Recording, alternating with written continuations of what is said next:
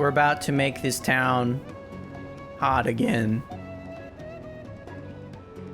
Thank you for tuning back in. While we're making this town hot After again, a quick detour. I just want to address the setup I had at the end of last episode. In a 2005 interview, Shigeru Miyamoto stated that Mario's physical age was about 24 to 25. Forever? Just forever is not stated. It certainly seems like Mario as an entity is not aging. So I think that's worth considering. Because Mario just reached 35 years. I mean, which is 10 like, more as a than franchise. 25. As a franchise. Mario's been owning Bowser and stomping bad guys. As a franchise. Not as a person. So time just doesn't pass in the Mushroom Kingdom. I don't think so. I think it's that... Okay, if we're gonna put together the Mario timeline, which I never want to do because it's dumb and pointless, but if we are going to do it, let's fully embrace it. I think time does pass, but I don't think the time between game releases is the time between events.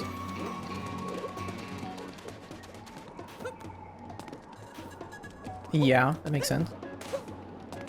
Like, Mario Galaxy could happen, and then 2 weeks later, Galaxy 2 could happen, and then like a month later, Odyssey could happen, for all I know. Yes. The shades. He's a friend. How sick does Mario look right now? He looks Check out pretty these good. gold earrings. It's a real I good was look. scared.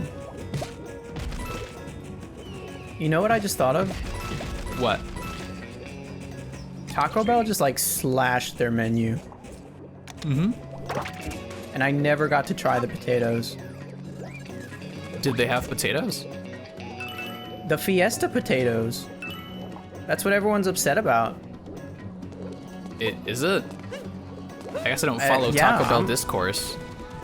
I'm a little upset because I love potatoes and I took them for granted. I mean, I guess, but like, it's potatoes. Like, how much could they have done that was unique to Taco Bell specifically that you couldn't They do were at home? cheesy Fiesta potatoes. Okay, Not but only what- were they potatoes, but they were smothered in cheese and we're having a party. A fiesta, if you will. Yeah, but like, what? I feel like you could just make that at home. Yes. But it's from Taco Bell. Yeah, but like, look, my stance on Taco Bell, it's not good food. Hot take is- incoming. I feel like this isn't even a hot take. I feel like this is just the reality, the unstated reality that occasionally we state. Taco Bell is not good food, but it's satisfying. I can get behind that. Yeah, it's not even like, yes, I'm like, my hunger is like satisfied. It's like, it's a guilty pleasure food.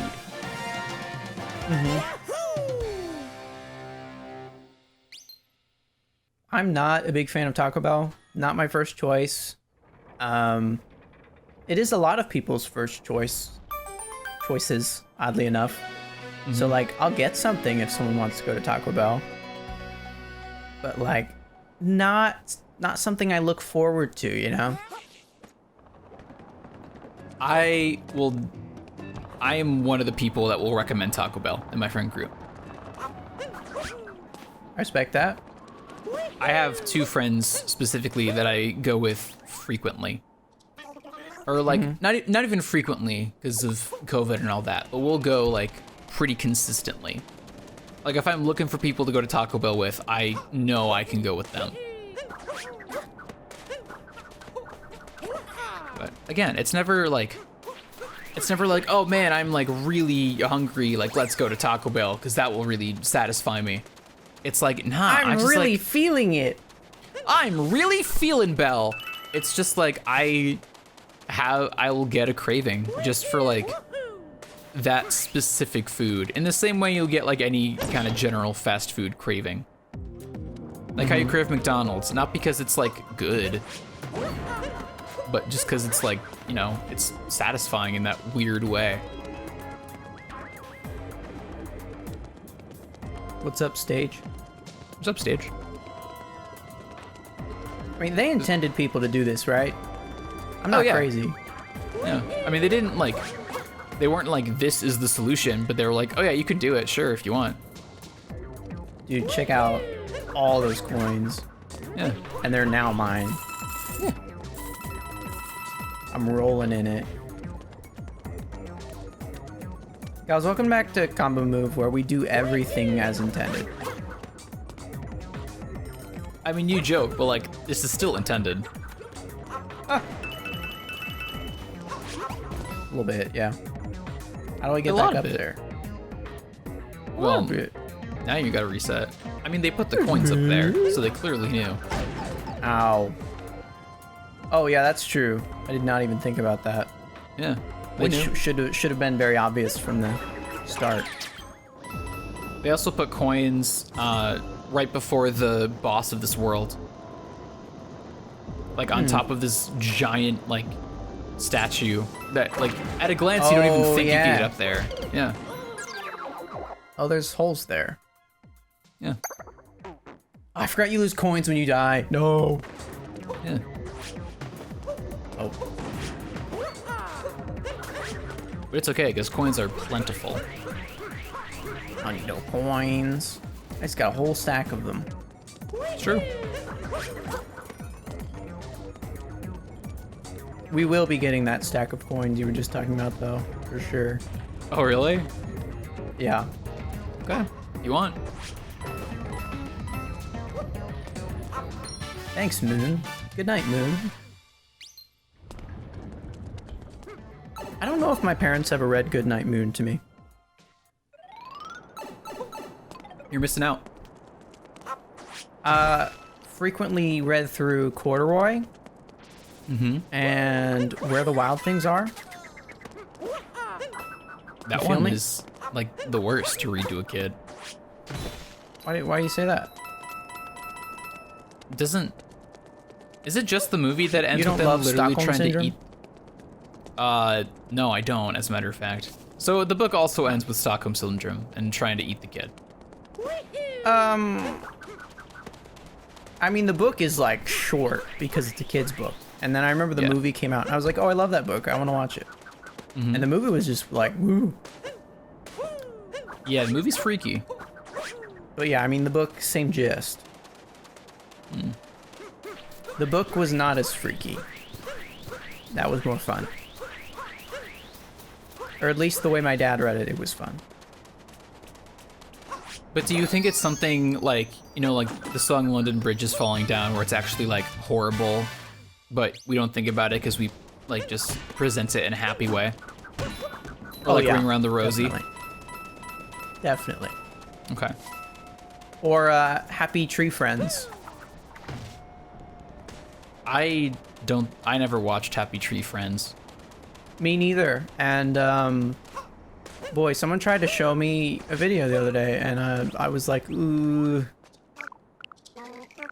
Is Happy Tree Friends like No. actually a kid's show, or was it just something that No. was like made to emulate the look? It was the second option.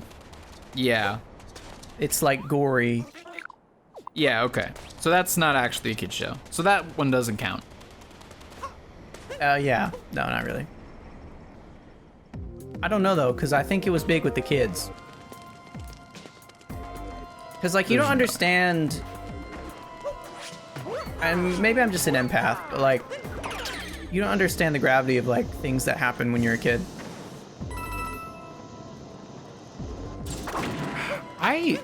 I disagree. I think you do. At least I didn't. I think you understand just fine, but you don't. But you are still having formative experiences. So you're still learning what to do and how to associate those feelings and responses. Yeah. I think the issue is not understanding. I think the issue is context. So if you are, like, you could, like, if you were to show a kid, wow, it went from 1999 to 2016. What did? Happy Tree Friends. Oh. So I fell down that pit because I thought there might have been a secret there. I know there's a secret in all of these. Oh, I know where it is. Oh yeah, it's an American adult animated web series. That is not a kid show. Okay. Okay. Okay. Well, I don't know why adults are into that. Because it's parody. I guess. It's made for adults. That's weird. People like satire. I guess.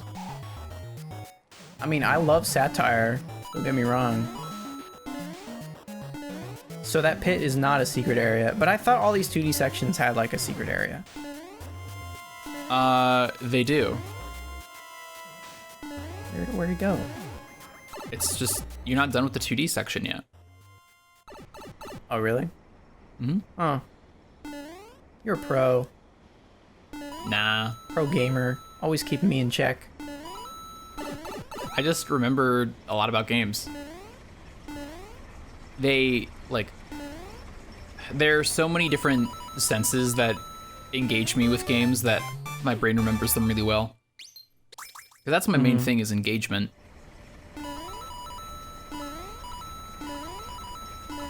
Yeah. Rules of engagement. Not that, just, you know, sensory engagement. I like senses. We like the senses. We like senseis. Hi, I'm Sensei Todd. Today I'll be teaching you how to defend yourself from bullet bills. As you can see, I am doing a poor job. Is Sensei Todd some kind of reference? Not exactly. It's one of those prompt cards in the Cards Against Humanity Family Edition, which is actually way better than the original game. Don't at me. Yeah. You've brought this up. People have already added you if they're going to. Yeah, well, like the way I see it, like people don't watch all the series in a show, so I feel like I have to explain things again. No, they do. They watch everything. Yeah, I know you guys have seen all our shows, so. Every single episode. You're not a real combo mover unless you have watched the Halloween one-off where we played Five Nights at Freddy's for like 15 minutes. Don't watch that. It's cringe, dog. I mean, we didn't enjoy it, but that's because we don't like horror. Yeah. Cringe is such a weird kind of concept that's come up recently in our culture. 'Cause, Yeah. like, there's something that, like, first of all, it just sounds weird. It, like, sounds inherently dumb. But, like, cringe can range anywhere from describing, like bigoted behavior, but it can also describe just, like, people being, like, very enthusiastic about something. Yeah. And, like, it's just because, like, what is cringy, quote unquote, is still relative because it's an emotional response, not a logical one, not like a factual one. So it's like, I don't think Old Combo Move is cringy. Like, I feel a sense of embarrassment because it's not like the level of production quality I would want now. But Well, it's I'm easy not, to say anything that's old is cringy, yeah. but like it wasn't at the time. So was it really? Yeah, well, that's what I mean. Like, you know, I don't think the question is whether or not old combo move was cringy. I think the question is like anyone could make the argument that any Let's Play show is cringy because like, ooh, Let's Plays, whatever. Like, the only difference between old combo move and any other Let's Play show is like who we were and production quality. You know, it's, you know, they're just different shows. That's it. So you could make the argument that like it's cringy for any of those reasons, but I don't like, you know, at some point cringiness is not actually a quality. It's not actually an attribute you can really assign. And that's something that I really liked about our Cringe Tuesday bit, because it's just dumb. There was nothing to it. We just sounded nasally, and that was literally the entire bit. That's what I do. It's a good time. What I do, baby.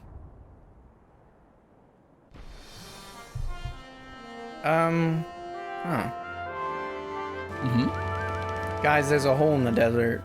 Don't know if you There know is. this. Sometimes there are holes in places. Sometimes you go check them out. How did we get all the way back here? It just puts you here. Bro, that's cringe. You know, you say you can't assign someone the attribute of cringe. I say I think you're right in theory, but also you can do it technically. I don't think you can, like, you can call something whatever you want, but I don't think cringe is actually an attribute. Look, I agree. We don't assign What about attributes, cringy? we observe them. I think my issue with the term and, like, the use of the word cringe is my issue with a lot of things, including, like, coffee. It's not, like, specific enough to what you actually mean. Hey. My cat's wilding out here. Stop. Is your cat wild He and likes dude? to sit at the bottom of the stairs and be obnoxious. His favorite. Even though he has a way out. Yes, that is correct.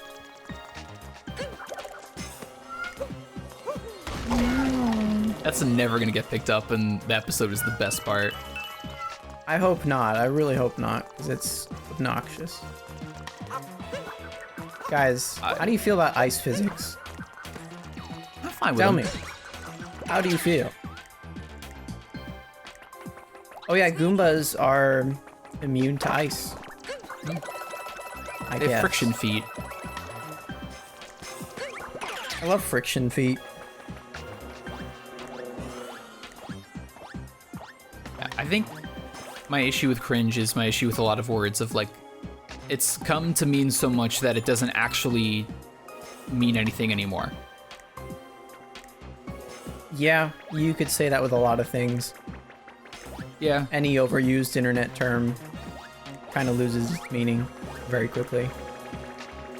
Yeah, and not even just internet terms. I talked about this with Kingdom Hearts with coffee, how we now use coffee to mean any drink, like any coffee-based drink. And like, we understand the meaning that you mean a coffee-based drink, but you haven't actually communicated the specific thing. And my issue is that we have, my frustration, not necessarily my issue, my frustration is that we have the capability in our language to like accurately and specifically say what we actually mean. And we often just don't. And it irritates me because I want to understand what people are thinking and feeling. And people just use umbrella terms like cringe and then assume that everyone knows exactly what they're talking about.